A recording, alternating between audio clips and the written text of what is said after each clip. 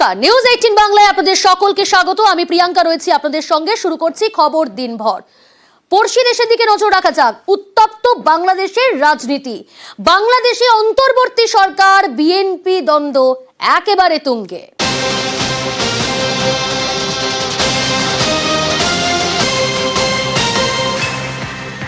ইউনূস সরকারকে কড়া বার্তা বিএনপির, দলকে প্রতিপক্ষ করবেন না বার্তা বিএনপির। সব দল বিরোধিতা করছে মন্তব্য ইউনূস সরকারের মন্তব্যের সমালোচনায় বিএনপি। আরো ডিটেল আপনাদের জানাবো। রয়েছে প্রতিনিধি কৃষাণু। কলকাতা দখলের ফাঁকা হুমকি আমরা দেখলাম, তার মাঝে এবার ঘরের কোন্দলে জেরবার ঢাকা। কতটা চাপের মুখে তদারকি সরকার? প্রিয়াঙ্কা, ভালোই চাপের মুখে, চাপ বাড়ছে ক্রমশ ইউনূস সরকারের উপরে। তার কারণ হচ্ছে যে গতকাল বিএনপির একটি সম্মেলন ছিল, সেই সম্মেলনে দলের বিশিষ্ট নেতা ফখরুল মির্জা তিনি মন্তব্য করেছেন যে সরকার যেভাবে মন্তব্য করে চলেছে যে সবাই বিরোধিতা করছে, রাজনৈতিক দলগুলো বিরোধিতা করছে, ঠিক হচ্ছে না।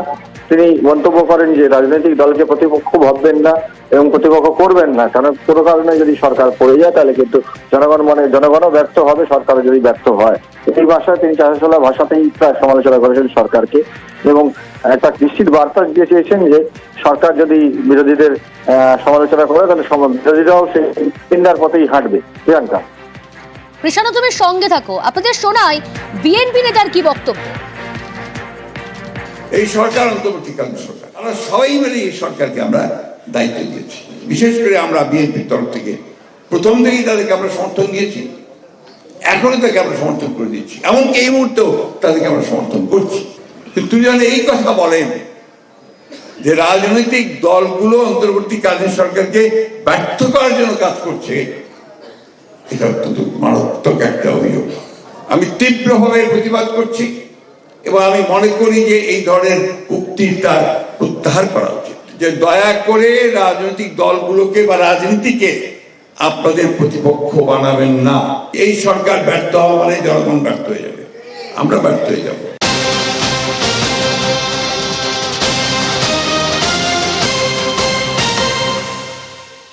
দেখুন, যেমনটা বলছিলাম আপনাদের যে ঘরেই চাপে বাংলাদেশ সরকার, ঘরেই চাপে বাংলাদেশের মোহাম্মদ ইউনূস সরকারকে তোপ। নাগরিক ঐক্যের সরকারি কাজের লোক নেই দাবি করা হচ্ছে নাগরিক ঐক্যের তরফ থেকে। আরো ডিটেল জানাবো। কৃষাণু রয়েছে আমার সঙ্গে। কৃষাণু, ঘরেই চড়ছে বিরোধিতার সুর।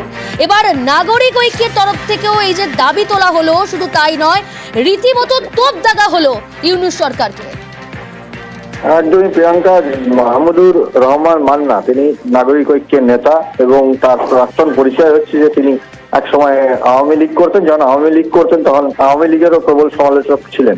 তো তিনি তার প্রবল সমালোচনা করেছেন সরকারের এবং যেটা বলেছেন সেটাও খুব লক্ষণীয়, যে কারণ তিনি বলছেন যে এই সরকারে যারা আছেন তারা ভালো লোক, সৎ লোক, কিন্তু কাজের লোক নয়, অর্থাৎ এখানে কাজ হচ্ছে না।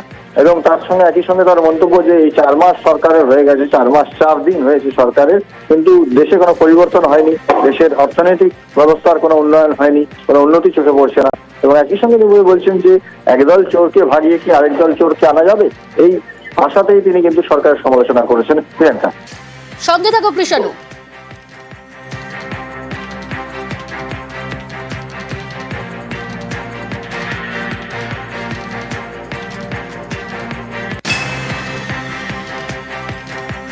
এখন যে সরকার আছে সেটা তো অন্তর্বর্তী সরকার। এই সরকার কতদিন থাকবে জানি না। 1.5 বছর পরে নির্বাচন যদি হয় তাহলে এই সরকারের আইন 1.5 বছর। এই সরকারে যারা এসছেন তারা ভালো মানুষ, তারা লুটেরা না, তারা মিথ্যুক নয়, তারা প্রতারক নয়, তারা নিজের নিজের জায়গায় সফল, এরা ভালো মানুষ বলে পরিচিত। ঘুষ এখনো চলে না টুকটাক। আরে ভাই, আমি একে সরলাম কি বিকে বসাবার জন্য? আমি এক চোর বদলে আরেক চোরকে বসাবার জন্য কাজ করেছি। যে দেশ চালায়নি, দেশ সম্পর্কে জানে না, যে মানুষ সম্পর্কে জানে না, সে দেশের ভালো করবে কিরকম করে? অতএব এই সরকার ভালো মানুষ কিন্তু কাজের মানুষ নয়। ভারত আগেই কড়া সমালোচনা করেছে এবং কড়া বার্তা দিয়েছে বাংলাদেশকে। আর এরই মাঝে এবার সরব আমেরিকা। বাংলাদেশকে কড়া বার্তা আমেরিকার, কড়া বার্তা বাইডেন প্রশাসনের। সংখ্যালঘু আক্রান্তে ঢাকার দায় বার্তা আমেরিকার। আরো ডিটেল জানাবো আপনাদের। কৃষাণু রয়েছে আমার সঙ্গে। কৃষাণু, ঘরে বাইরে বিশ্বের দরবারে এবার চাপের মধ্যে বাংলাদেশ, ইউনূস সরকার। মনে থাকবে যে বাংলাদেশে এই তদারকি সরকার আমার যেভাবে সংখ্যালঘু নির্যাতন বাড়ছিল, তখন কিন্তু আমেরিকার বিভিন্ন শহরেও কিন্তু অনাবাসী ভারতীয়রা প্রতিবাদ শুরু করেছিলেন। বহু শহরে বিক্ষোভ হয়েছে, বহু শহরে প্রতিবাদ সভা হয়েছে, এবং সেই প্রতিবাদ সভার পর কিন্তু এটাও লক্ষণীয় ছিল যে তৎকালীন যিনি প্রেসিডেন্ট পদপ্রার্থী ছিলেন, এখন যিনি প্রেসিডেন্ট হয়েছেন ডোনাল্ড ট্রাম্প, তিনিও বলেছিলেন যে বাংলাদেশে যেভাবে সংখ্যালঘু নির্যাতন চলছে তা নিন্দনীয়। এই সুবাদেই কিন্তু বাইডেন প্রশাসন থেকে বার্তা দেওয়া হলো বাংলাদেশ সরকারকে যে সংখ্যালঘুদের সুরক্ষা অত্যন্ত জরুরি এবং সংখ্যালঘুদেরকে যে কোনো মূল্যে সুরক্ষা দিতে হবে, এবং যদি সংখ্যালঘুদের উপরে কোনো আঁচ পড়ে তার দায় কিন্তু ঢাকাকে নিতে হবে। এটা কিন্তু দর্থহীন ভাষায় জানিয়ে দিয়েছে আমেরিকা। প্রিয়াঙ্কা, বেশ, অনেক ধন্যবাদ কৃষাণু। ঘরে বাইরে বিশ্ব দরবারে সাঁড়াশি চাপে ইউনূস সরকার, ভারতের কড়া সমালোচনার মধ্যেই এবার সরব আমেরিকাও। সংখ্যালঘু নির্যাতনের দায় কিন্তু নিতে হবে ঢাকাকে। একেবারে সরাসরি তো বাইডেন প্রশাসনের প্রবাসীদের বিক্ষোভের মধ্যেই বাংলাদেশকে সুরক্ষা সুনিশ্চিতের বার্তা ওয়াশিংটনের।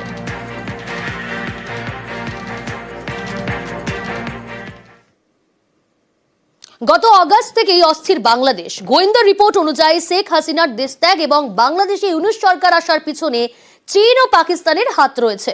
শুক্রবার ভারতের বিদেশমন্ত্রীর মন্তব্য তেমনই ইঙ্গিত।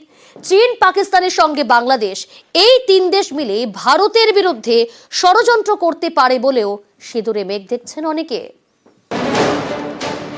আবারও ভারতের সৌহার্দ্যের বার্তা। Certainly, it is our hope that with the new dispensation in Bangladesh, we will settle down to a mutually beneficial and stable relationship. Bangladesh থেকে আবারও ভারত বিদ্বেষ, যুদ্ধের জিগির তোলার চেষ্টা। আমরা প্রত্যেকটি বাংলাদেশি নাগরিককে সামরিক ট্রেনিং দিয়ে প্রস্তুত করব যুদ্ধের জন্য।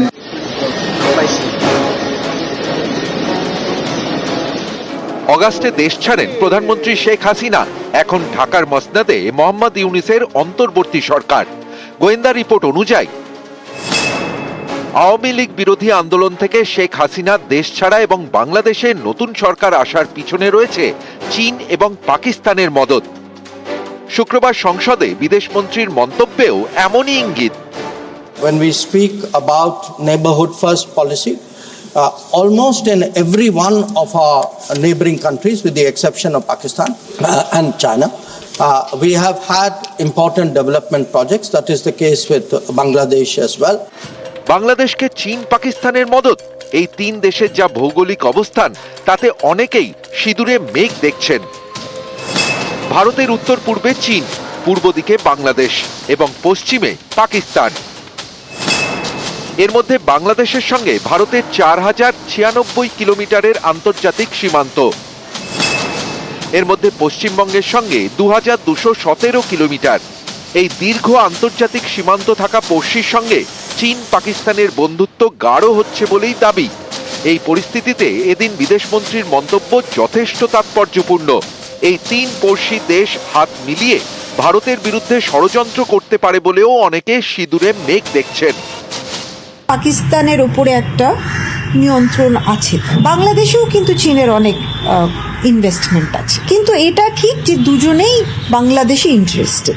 পাকিস্তানের ক্ষেত্রে ইন্টারেস্টিং হচ্ছে যে তারা এই যে সুযোগটা পাচ্ছে, বিশেষ করে যে র্যাডিক্যাল ফোর্স, ইসলামিক ফোর্সেসের জায়গাটা হচ্ছে, সেই সুবিধাটা পেয়ে তারা আবার নতুন করে সম্পর্ক স্থাপন করার চেষ্টা করছে। বাংলাদেশ এই তিনটে রাষ্ট্রের মধ্যে ভারত বেষ্টিত রাষ্ট্র। বাংলাদেশকে ভারতের উপরে চাক বা না চাক অনেক কিছু বিষয়ে নির্ভর করতে হবে, কিন্তু অবশ্যই ভারতকে সতর্ক থাকতে হবে, এবং আমার ধারণা ভারত সতর্ক আছে। এবং বাংলাদেশকে সবচেয়ে আগে বুঝতে হবে পাকিস্তান এবং চীনকে পাশে পেয়ে আমরা ভারতকে খুব শায়েস্তা করতে পারবো। এই ন্যারেটিভটাই যদি কাজ করে তাহলে বাংলাদেশের পক্ষে লং টার্মে কাজ করা মুশকিল হবে। ভারত বাংলাদেশ সম্পর্ক বরাবরই বন্ধুত্বের, কিন্তু হালে সে দেশে যেভাবে সংখ্যালঘুদের উপর হামলা হয়েছে তাতে তৈরি হয়েছে চাপানুতর। বাংলাদেশের কট্টরপন্থীরা ভারতের নানা অংশ দখলের মতো হাস্যকর সব হুমকি দিচ্ছে, লাগাতার চেষ্টা করছে যুদ্ধ জিগির তোলার। আমরা প্রত্যেকটি বাংলাদেশি নাগরিককে সামরিক ট্রেনিং দিয়ে প্রস্তুত করব যুদ্ধের জন্য। প্রত্যেকটি ছাত্র যেন রাইফেল চালাতে জানে, সামান্য field craft basic military training তাদেরকে আমরা দেব, যাতে করে কেউ আমাদের দিকে কোনো রক্ত চক্ষু দিয়ে দৃষ্টিপাত করতে না পারে। ভারত কিন্তু সৌহার্দ্যের বার্তাই দিয়ে যাচ্ছে। 9 ডিসেম্বর ঢাকায় গিয়ে বৈঠক করেছেন বিদেশ সচিব, আর এদিন সংসদে বার্তা বিদেশ মন্ত্রী।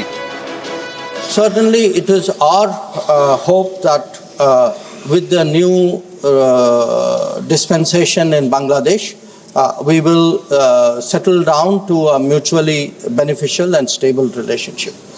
With regard to the treatment of minorities in Bangladesh, it has been a source of concern. There have been multiple incidents of attacks on them. We have drawn our concern to their attention, and it is our expectation that in its own interest, Bangladesh would take measures so that its minorities are safe. News 18 Bangla.